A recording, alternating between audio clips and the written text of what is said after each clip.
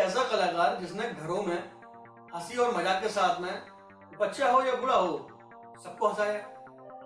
आज उसी कलाकार को इतनी गलत तरीके से ट्रोल किया गया या उस कलाकार को इस तरीके से नीचा दिखाया गया, ये तो बहुत गलत है। तो नमस्कार दोस्तों, मैं हूं अमित। इस वीडियो में आपको बताता हूं कि इस कलाकार की पूरी सच्चाई और जो आज वीडियो वायरल हो रही है उस वीडियो की भी पूरी सच्चाई।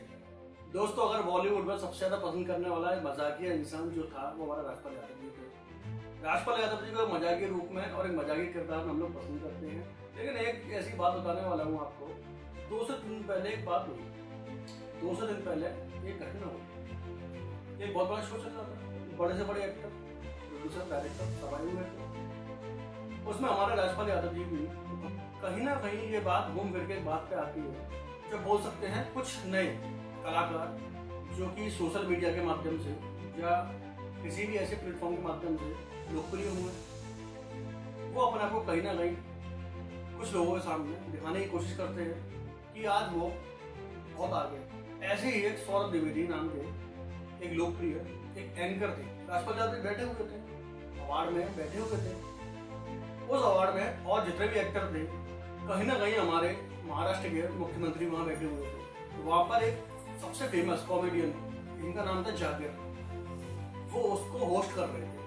मतलब कि उसके वो एक तरीके से करता धरता थे। उन्होंने सौरभ द्विवेदी के साथ में मिलकर उस चीज को होस्ट किया।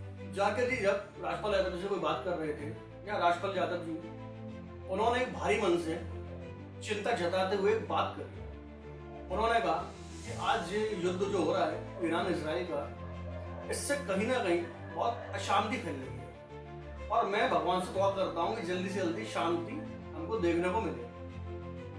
और उन्होंने ये भी कहा कि आज ये डॉलर का या रुपए का उतार चढ़ाव ऊपर नीचे हो रहा है। इसी बात को बीच में काटते हुए सौरभ द्विवेदी, जो कि आज ललन टॉप जी के वो फाउंडर बोल सकते, संस्थापक बोल सकते हैं, या ललन टॉप एक ऐसा माध्यम है या एक सोशल मीडिया प्लेटफॉर्म बन चुका है जिससे कि बहुत से लोगों की मन की बात या कुछ बड़े नेता या एक्टरों की बात हम तक पहुंचती है। जैसे कि हम यूट्यूब देखते हैं ना, ऐसे ही हम बहुत सारी न्यूज देखते हैं।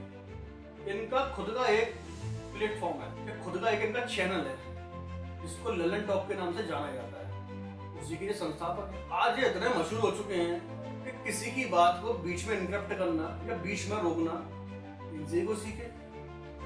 जब राजपाल यादव जी इतने चिंताजनक बात जब कर रहे थे लोगों से, तो वहां पर सब लोग सुन भी रहे थे, तो क्या मतलब था सौरभ द्विवेदी जी का बीच में बोलने का? और उन्होंने बीच में नहीं बोले, तो बोले क्या अब मैं बताता हूँ कुछ वीडियो में। सौरभ द्विवेदी जी ने बीच में एक हास्य रूप में एक बात कही। उन्होंने राजपाल यादव जी से कहा कि डॉलर या रुपया ऊपर नीचे जाए, इसको आप ज्यादा ना सोचें, इस चीज को आप ज्यादा दिमाग में ना लें, क्योंकि आपको तो जो पैसे देने हैं वो तो भारतीय रुपए के हिसाब से ही देने पड़ेंगे। समझे मैं क्या कहना चाह रहा हूँ? नहीं समझे तो एक स्टोरी और सुन लो उससे पहले, और इस बात को पूर्ण रूप से पूर्ण बनाएगी। कुछ समय पहले राजपाल यादव जी का एक मुकदमा हुआ।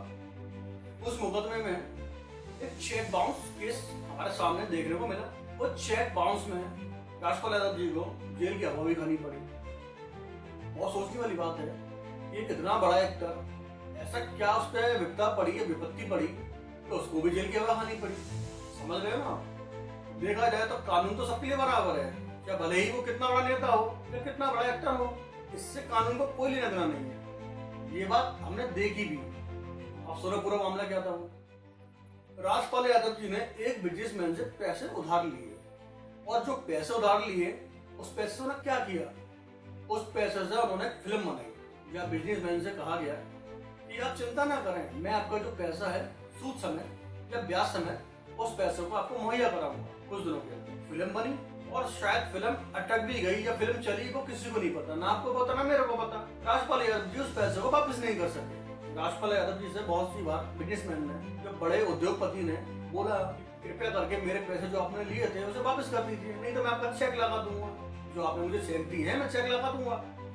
राजपाल यादव जी ने बहुत समझाया कि अभी मेरे पास पैसे नहीं है, मेरी फिल्म पिट गई है, मेरी फिल्म नहीं हो पाई।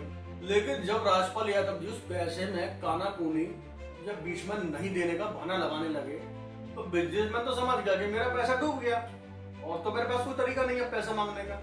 जब राजपाल यादव जी से ये इस बात के लिए कोई भी बात नहीं बन पाई तो वो उद्योगपति या बिजनेसमैन इस बात को कानून के पास लेकर गया और उन चेकों को उसने लगाए बैंक में। जैसे ही चेक बाउंस हुआ, राजपाल यादव जी को जेल की हवा खानी पड़ी। यदि भारत में चेक बाउंस जैसा मामला होता है, जैसे एक एक्ट के रूप में लिया जाता है, उस एक्ट को निकोटिबियस इंस्ट्रूमेंट एक्ट के नाम से जाना जाता है। सजा के रूप में राजपाल यादव जी को जेल भेज दिया, जहां राजपाल यादव जी को 3 महीने की जेल भी हुई, साथ में उनको जुर्माना भी लगा।